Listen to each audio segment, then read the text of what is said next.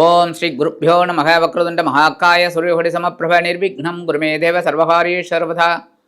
உலகமெங்கும் இருக்கும் நமது ஆன்மீகம் பிளஸ் சேனல் நேயர்கள் அனைவருக்கும் ஜோதிட குருஜியின் இனிய வணக்கங்கள், வாழ்த்துக்கள், ஆசீர்வாதங்கள். இந்த அருமையான காணொலியில் நம்ம பார்க்க போகிறது செவ்வாய் பகவானின் பெயர்ச்சி. சாதாரணமாகவே செவ்வாய் பகவான் ஒரு 40-45 நாள் ஒரு ராசியில் இருப்பார். அவரும் கிட்டத்தட்ட அப்படியே சூரியனோடே இணைந்து வருவார், அப்புறம் கொஞ்சம் தள்ளி போவார், அப்படியே போயிட்டே இருக்கும். அந்த வகையில் இந்த பூமிக்காரகன் மங்களக்காரகனே செவ்வாய் தான். ஆனால் நிறைய பேர் நல்ல நிகழ்ச்சிகள்லாம் செவ்வாய்க்கிழமை செய்ய மாட்டோம். செவ்வாயோ வெறும்பாயோன்னு சொல்லிட்டு நம்ம செய்ய மாட்டோம். ஆனால் இந்த பூமி நமக்கு வீடு கிடைக்கணுங்கிற பாக்கியம் செவ்வாய் பகவான் நல்ல நிலைமையில நம்ம ஜனனகால ஜாதகத்தில் இருந்தால் நமக்கு கண்டிப்பாக அந்த பூமி யோகம் உண்டாகும். அந்த வகையில் இந்த பூமிக்காரகன் மங்களக்காரகன் என்று அழைக்கப்படக்கூடிய செவ்வாய் பகவான் பிப்ரவரி மாதம் 23/2/2026 முதல் 2/4/2026 வரைக்கும் கும்பராசியில் சஞ்சாரம் பண்ண போகிறார். கொஞ்ச காலம் இந்த செவ்வாய் பகவான் சூரியன், ராகு அதோட சேர்ந்து குருவோட பார்வையை பெற்று சஞ்சாரம் பண்ண போகிறார். அந்த வகையில் இந்த செவ்வாய் பகவான் 23/2/2026 முதல் 2/3/2026 வரைக்கும் அவரோட சொந்த நட்சத்திரமான அவிட்டம் நட்சத்திர காலில் டிராவல் பண்ணுறார். அதுக்கப்புறம் 3/3/2026 முதல் 18/3/2026 வரைக்கும் ராகு பகவானின் சதயம் நட்சத்திர காலில் டிராவல் பண்ணுறார். அதே மாதிரி அதுக்கடுத்தபடி பார்த்தீங்கன்னா 19/3/2026 முதல் 2/4/2026 வரைக்கும் குரு பகவானின் பூரட்டாதி நட்சத்திர காலில் டிராவல் பண்ணுறார். அந்த வகையில் இந்த செவ்வாய் பகவான் கும்பராசியில் சூரிய பகவானோட இணைந்தா கூட குருவின் பார்வை வாங்கிறதுனால ஓரளவுக்கு சிறப்பான ஒரு சூழல் கண்டிப்பாக அமையும். அந்த வகையில் இந்த கும்பராசியில் சஞ்சாரம் பண்ணக்கூடிய செவ்வாய் பகவான் ஒவ்வொரு ராசிக்கும் என்னென்ன பலாபலன்களை கொடுக்க போகிறார் அப்படிங்கிறத பற்றி நம்ம இப்போ பார்ப்போம். இந்த காணொலிக்கு போகிறதுக்கு முன்னாடி சப்ஸ்கிரைப் பண்ண அனைத்து இனிய நெஞ்சங்களுக்கும் எங்களது நன்றிகள். சப்ஸ்கிரைப் பண்ணிக்கலையா? சப்ஸ்கிரைப் பண்ணிக்கோங்க. இந்த பதிவை ஃபுல்லாக ஸ்கிப் பண்ணாமல் பாருங்கள், ஷேர் பண்ணுங்கள், லைக் பண்ணுங்கள், கமெண்ட் பண்ணுங்கள். அதேமாரி உங்களோட ஜாதகம் பார்க்கணும் அப்படின்னு விருப்பப்பட்டீங்கன்னா என்னோட வாட்ஸ்அப் நம்பருக்கு வாங்க. அந்த வகையில் இந்த செவ்வாய் பகவான் கும்பராசியில் சஞ்சரிக்கும் காலம் அற்புதமான ஒரு காலம். இந்த பதிவினை நாம் பார்க்கலாம். இப்போ இந்த பதிவுக்கு போகலாமா? அன்பான கும்பராசி நேயர்களே, இந்த அருமையான காணொலியில் நம்ம பார்க்க போகிறது செவ்வாய் பகவானின் அதி அற்புதமான ஒரு பெயர்ச்சி. இந்த செவ்வாய் பகவான் உங்களுக்கு சகாயாதிபதி, ஜீவனாதிபதி.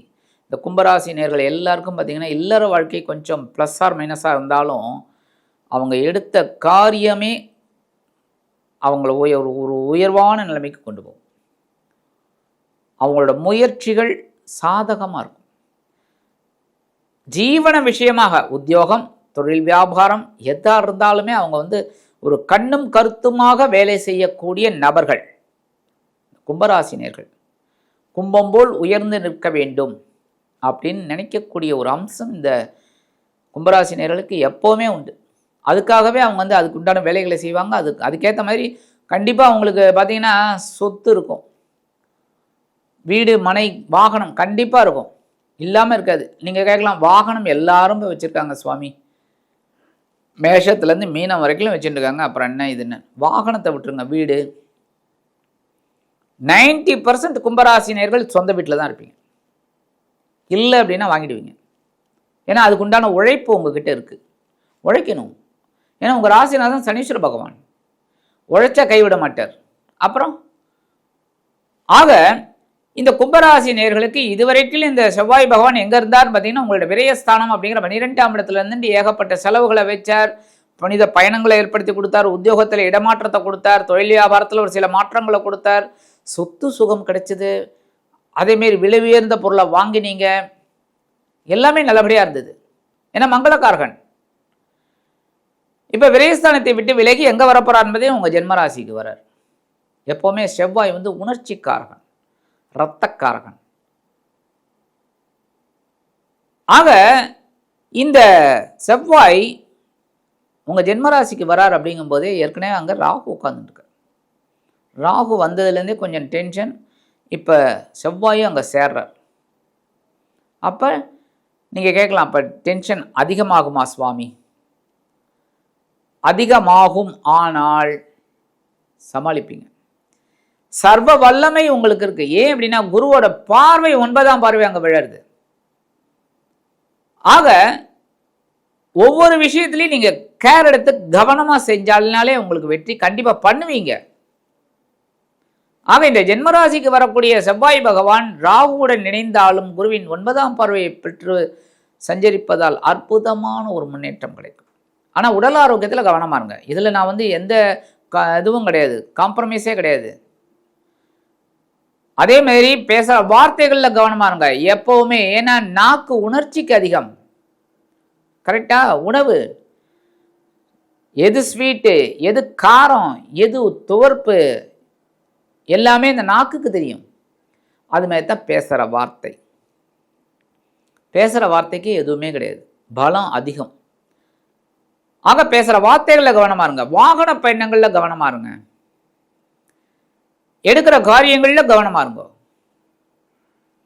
மற்றபடி உங்களது முயற்சிகள் அற்புதமாக நிறைவேறும். ஜீவன விஷயமா நீங்கள் எடுக்கிற காரியங்கள்லாம் அற்புதமாக இருக்கும். ஏன்னா ஜீவனாதிபதி அவர் தான். ஜீவன விஷயமா நீங்கள் எடுக்கிறதெல்லாம் சூப்பராக இருக்கும்.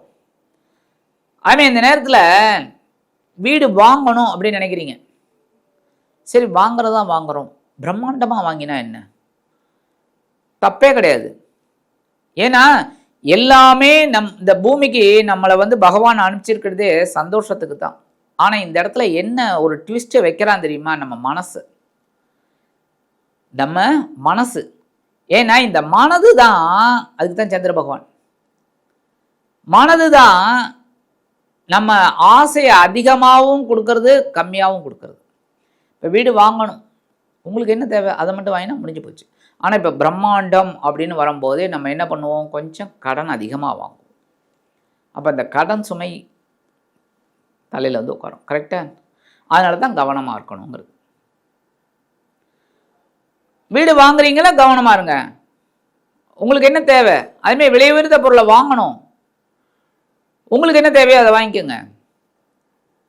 பக்கத்து வீட்டுக்காரன் வந்து பிரம்மாண்டமான ஒரு டிவி வாங்கியிருக்கான் அப்படின்னா நம்மளும் அதே பிரம்மாண்டத்துக்கு வாங்கணும்னு நினைக்கக்கூடாது. அவன் உத்தியோகத்தில் பெரிய ஆளாக இருப்பான், நல்ல சம்பளம் வந்துருக்கும், இல்லை தொழிலதிபராக இருப்பான், எல்லாம் ஏதோ ஒன்று இருக்கும். நம்மளும் அதேமாரி வாங்கணும்னு நினைக்கக்கூடாது. முடியும் அப்படின்னா வாங்கலாம், தப்பே கிடையாது. அதைத்தான் நான் சொல்கிறேன். முடியும் அப்படின்னு நினச்சா வாங்குங்க, கடன் வாங்கி வாங்கணும்னு நினைக்காதீங்க. அந்த மாதிரி இருங்க. மற்றபடி இந்த நேரத்தில் தனவரவு உங்களுக்கு தாராளமாக கிடைக்கும். அதுமாரி தொழில் வியாபாரம் லாபகரமாக போகும் எல்லாமே. ஏன்னா நீங்கள் வந்து நல்லா வேலை செய்யக்கூடிய ஆட்கள், அந்த வகையில் உங்களுக்கு சில நன்மைகள். சீருடை பணியாளர்கள் அப்படின்னு சொல்லக்கூடிய காவல், இராணுவம், தீயணைப்புத்துறை, மருத்துவத்துறை, துப்புரவுத்துறை, இதிலெல்லாம் வேலை பார்க்குற நண்பர்களுக்கு அந்த எதிர்பார்க்கிற இடமாற்றம், பதவி மாற்றம், பதவி உயர்வு, சம்பள உயர்வுலாம் கொஞ்சம் லேட் ஆகி அதுக்கப்புறம் தான் கிடைக்கும். கொஞ்சம் ஒரு டென்ஷனை கொடுத்துட்டு அதுக்கப்புறம் அது கிளியர் கட் ஆகும். அது வரைக்கும் கொஞ்சம் அப்படியே கவனமாக இருங்க. மற்றபடி உங்களோட முயற்சிகள்லாம் சாதகமாகணும், உங்களோட ஜீவனம் அற்புதமாக இருக்கணும், குடும்பத்தில் ஒற்றுமை நிகழணும் அப்படின்னா கண்டிப்பாக செவ்வாய் பகவானை வழிபாடு பண்ணுங்க. நவ கிரகங்களில் உள்ள செவ்வாய் பகவானுக்கு சிகப்பு துணி வாங்கி கொண்டு போய் கொடுங்க. கொடுத்துட்டு ஒரு அர்ச்சனை பண்ணுங்க. மங்களக்காரகன் உங்களுக்கு அதி அற்புதமான ஒரு மங்களத்தை ஏற்படுத்தி கொடுப்பார். அதுமாரி நீங்கள் சொல்ல வேண்டிய ஒரு ஸ்லோகம் என்ன அப்படின்னா, தினந்தோறும் நீங்கள் சொன்னீங்கனாலே உங்கள் மனசில் இருக்கிற கவலைகள் குறையும். உங்கள் தலையில் இருக்கிற டென்ஷன் கண்டிப்பாக குறையும். கண்டிப்பாக அந்த டென்ஷன்லாம் குறையும். வேலுண்டு வினையில்லை, மயிலுண்டு பயம் இல்லை, குகனுண்டு குறையில்லை, மனமே கந்தனுண்டு கவலை இல்லை. தினந்தோறும் இது 4 லைனை பாராயணம் பண்ணுங்க. அற்புதமான பலன் உங்களுக்கு கண்டிப்பாக கிடைக்கும். உங்கள் மனசில் இருக்கிற கவலைகள் குறையும், உங்கள் தலையில் இருக்கிற டென்ஷன் குறையும், நீங்கள் எடுக்கிற காரியங்கள் ரொம்ப சிறப்பாக இருக்கும், குடும்பத்தில் சுபகாரியங்கள் நடக்கும், நல்லபடியாக இருக்கும். ஆக இந்த சின்ன பரிகாரம் நீங்கள் பண்ணீங்கனாலே உங்களது சகாயாதிபதியும் ஜீவனாதிபதியுமான செவ்வாய் பகவான் உங்களது ஜென்மராசியில் அமர்ந்தாலும் ராகுவுடன் இணைந்தாலும் குருவின் 9ஆம் பார்வையை பெற்று அதி அற்புதமான ஒரு முன்னேற்றத்தை கண்டிப்பாக கொடுப்பார் என்று கூறி விடைபெறுகிறேன். நன்றி, வணக்கம். மீண்டும் ஒரு அருமையான காணொளியில் உங்களை அற்புதமாக சந்திக்கிறேன். வாழ்த்துக்கள். வாழ்க வளமுடன்.